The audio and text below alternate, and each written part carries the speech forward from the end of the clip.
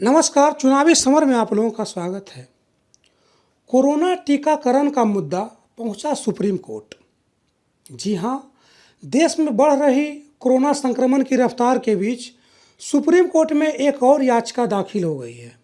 इस याचिका में कोरोना संकट से निपटने के लिए केंद्र सरकार की नीतियों पर सवाल भी उठाए गए हैं। यानी कि नोटबंदी, पीएम केयर्स फंड के बाद कोरोना टीकाकरण भी सवालों के घेरे में है। आपको बता दें कि कोरोना टीकाकरण को लेकर सुप्रीम कोर्ट में याचिका डाली गई है, जिसमें दावा किया गया है कि टीकाकरण अभियान में करीब 32 करोड़ रुपए का घोटाला हुआ है।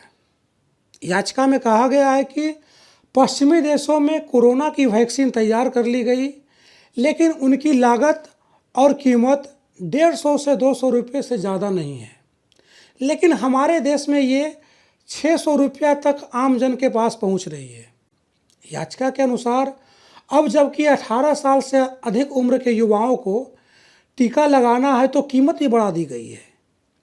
याचिकाकर्ता ने कहा कि एक अनुमान के मुताबिक 80 करोड़ लोगों को टीके की 2 खुराक लगनी है।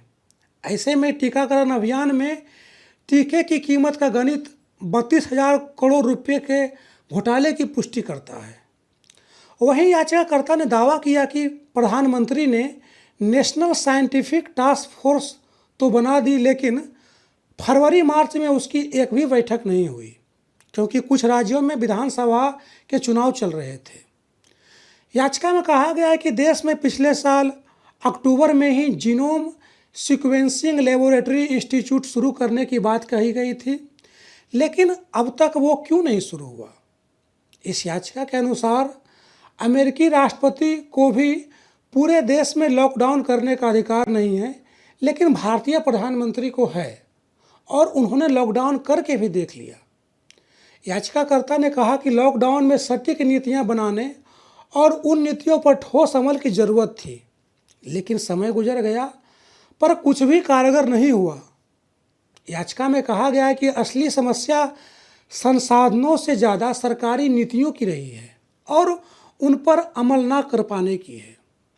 इसलिए याचिकाकर्ता ने मांग की कि कोर्ट सरकार को फौरन सही नीतियां बनाकर उन पर युद्ध स्तर पर अमल करने का आदेश दे। इस तरह नोटबंदी, पीएम केयर्स फंड के बाद कोरोना टीकाकरण के मुद्दे पर भी मोदी सरकार की मुश्किलें बढ़ती नजर आ रही है।